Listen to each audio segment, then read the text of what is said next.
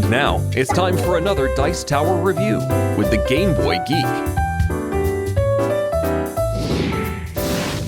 Hello my friends, it's the Game Boy Geek here. Hold your breath, because we're going deep underwater today. We're going to be trying to influence and get allies on our sides, and they're from a bunch of different factions. We're going to be looking at jellyfish to get on our team. We're going to be going to the bottom there to talk about to get some crabs on our team who's crawling around at the bottom. We might be getting some squid floating by that we want on our team. And we might see some seahorses just floating by. We want them on our team. Why? Because then we can recruit some lords, grab some locations, and win the game underground. We're talking under the water abyss. This is one of the coolest boxes you'll probably ever see. It is from Asmodee here in the US and designed by Bruno Cathala. And it is a card-driven game where we're doing all that stuff I just talked about. Let me show you how it's played. I'll see you on the other side.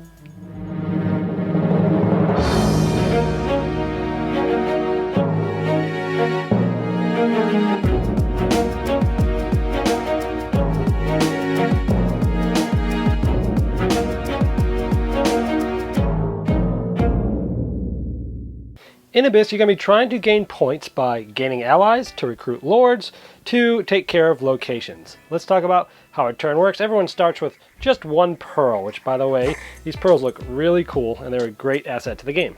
You get one action per turn, and one of the things you can do is try to recruit an ally. Now, there's 5 different factions of allies, and they're represented by colors and things here. So we have a blue, those are squids, the green are shellfish, the yellow are seahorses, the reds are crabs, and the purples are jellyfish. Let's take a closer look. So let's say I want to recruit an ally, I would put this up, and what happens is, going clockwise, every player in order gets a chance to try to buy this under my nose. So this is a 3 squid. Someone might want that really bad, they might be working on blue, and that person would pay me 1 pearl. So I would get to take a pearl from them and add it to me, and they would take this, put this face down. I would flip up another one. Now the person who had bought that from me can no longer buy another one under my nose this turn. Now there's a 3 jellyfish. Well, maybe the next person after them wanted this one. The first card that gets bought up under your nose is 1 pearl. The second one that gets bought up under your nose by a different player is 2 pearls, and the third would be 3 pearls. So this person would pay me 2 pearls, and they would take this. And now let's say I go like here. Well, I don't want that, and neither does anybody else. So another one comes out. Ooh, this is a monster. Now, when a monster comes out, you can choose to do one or 2 things. You can fight it, or you can keep exploring.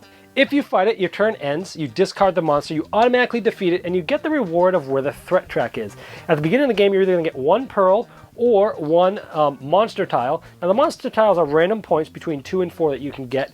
They're just random, and so you could just take one of those 2. If I decide to keep exploring, this moves down. If the next person gets a monster and continues exploring, this moves down. As soon as someone kills a monster and decides to fight it, they get the reward, it goes back up to the top, and the rewards get better as you move down. So in this case, let's just say I kept exploring, I didn't want to fight it. And we have a 4 of shellfish. Neither of us want it, that's left. I give a 3 of seahorse. Maybe I don't want that one. Now, if I don't want this one, the next one I pull down, I have to take, at least I'll get a pearl for it. So I'll do this one here, I'll take that one, and I'll take a pearl. Now notice that as you're doing this, obviously the more things that you leave open is other things that your opponents can get. Because this one was mine, it's in my hand. The monster, he just goes away. And these 3 will go in their respective piles face down. So after a few turns, some of these cards, some of these faction decks will start to get, pretty big. So another thing you can do in turns, instead of trying to recruit the allies this way, you can take any one of these piles that are face down without looking at them and take the entire pile as your turn. Another thing you can do on your turn is recruit a lord. Now these are some lords that start out in the game. Let's take a closer look at these to look at the artwork and how they work.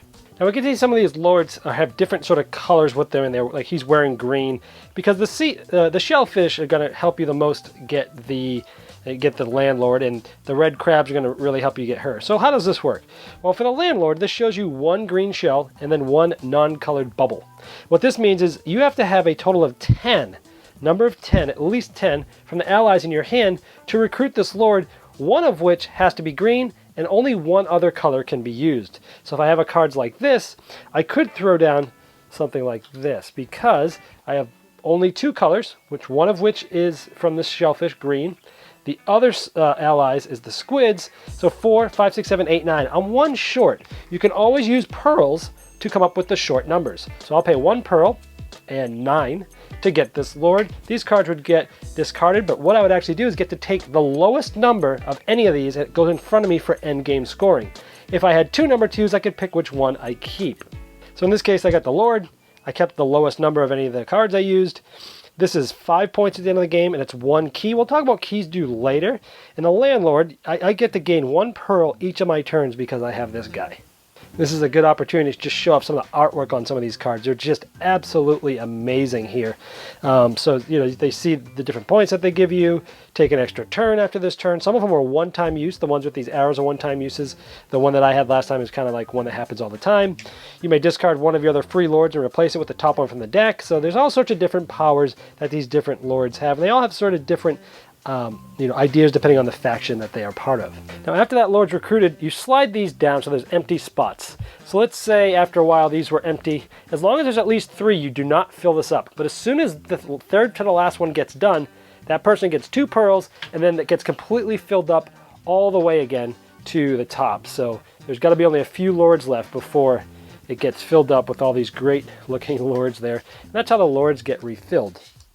So let's talk about these keys. I have 2 lords, each of them has a key. Anytime you get a 3rd key, you must get a location that you're going to control. Now keys can be on the lord. Sometimes you can get keys from killing a monster, as we talked about earlier. So if I had these 3 keys, it would activate right away. But let's say I had those 2 lords, and I got a 3rd one that had a key. I must now take a location tile. I have 2 choices. The first choice is at the beginning of the game, there's only 1 of these shown. You can take this one, and it will be replaced by just 1.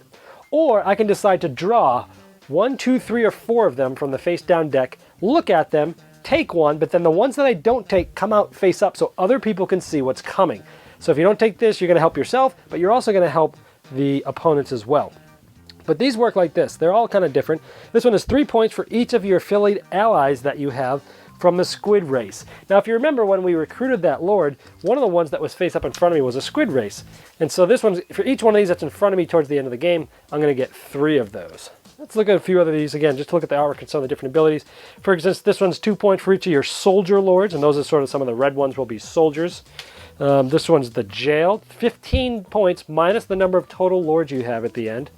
We have the closed tower, 3 points for each of the lords with 1 or more keys. Lost tower for each of your lords without a key is 3 points. And we have the black smokers.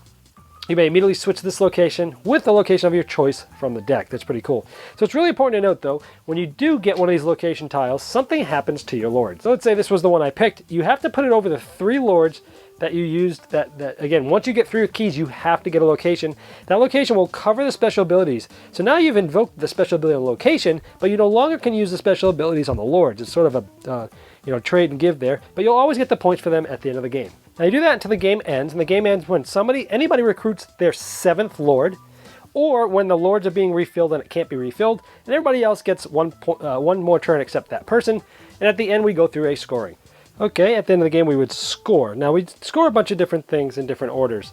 First we do the locations, and so I look at all my locations. Let's say I just had this one. It's 3 points for each of your lords without a key. Well, I have 1, 2, 3 lords without a key. Those 3 have them, so I would get 9 points, and I put 9 there. The next one is the actual points of your lords. And so we would look and add up all the numbers on my lords, and we would then put it under the lords. The next one is we look at the highest amount of any of these allied cards. So it would be 4, 4, 3, 1, and 1. This one doesn't count anything because it's lower than this one. We would add those up, we'd put it under the allies, and then we would turn over all of our monster tokens and add all those up. We'd put those there, and then we would sum, and whoever has the most points at the end is the winner. All right, well, there is Abyss. Well, this game had a ton of buzz leading up to Gen Con. Nobody really knew a whole lot about the gameplay, but even just the artwork alone draws you into this game. I mean, look at the boxes. The coolest thing is they have 5 different box covers in the first print run of this, and they are all equally cool, and that just draws you into this. Now, the game itself, don't get me wrong, it's a good game. It is basically a card-driven game. You could almost play this game without the board. Of course, there's some things that go on the board, and when you get pearls and stuff, that makes sense to have it. I'm glad they have it. But it's basically a solid card game. The cool aspects of this that I really did like was that every time you do something in this game, many times you're trying to weigh that balance of, it's almost like pressing your luck. When you're looking for those allies and you're flipping cards over, you know that when you flip them over, the other people are gonna get first choice. And then you know that after everyone's can't buy or they've already bought, if you don't get what you want and you keep flipping, those are gonna be in that court area that someone else can just take a whole pile. So every time you do something, you're opening up something for your opponents, and I like that aspect of it. Same with the lords and such. Man, and again, the artwork and the cards and everything is just, it just draws you in so heavily into the theme of this. Those pearls are just really cool thing of currency. Smart to put them in that round seashell so they don't just roll away. So, you know, paying people pearls back and forth, deciding when to recruit, how to recruit, deciding which lords to get, deciding, you know, there's a lot of good things to think about here. Figuring out the special powers of those lords, figuring out which locations you want, figuring out what you want to go for. Overall, it was a solid game. Now, granted, I had probably unrealistic expectations for this game just because of the buzz and the artwork of this. I thought it was going to be the game of the con, and for me it wasn't.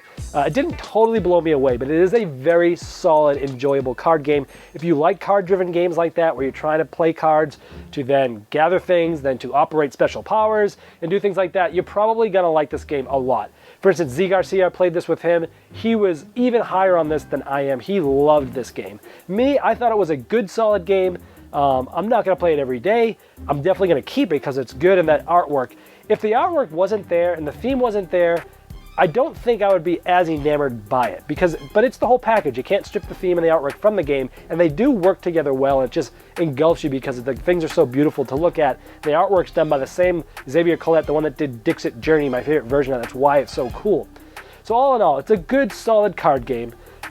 Z really loved it. I'd say don't expect it to totally sweep you off your feet like it's the best game you ever played, which is kind of what I was hoping for. So I had unrealistic expectations. It's still a great game, solid, card-driven, Abyss. If it all looks good to you, then check this one out. Thanks so much for watching the Dice Tower videos. Find more great videos and reviews, as well as our top-rated audio podcast at Dicetower.com. You can also find other great shows at DicetowerNetwork.com. I'm Eric Summerer, and you've been watching The Dice Tower. The Dice Tower is sponsored by Cool Stuff Inc., where you can find great games for great prices. Cool stuff in stock. Check them out at CoolStuffInc.com.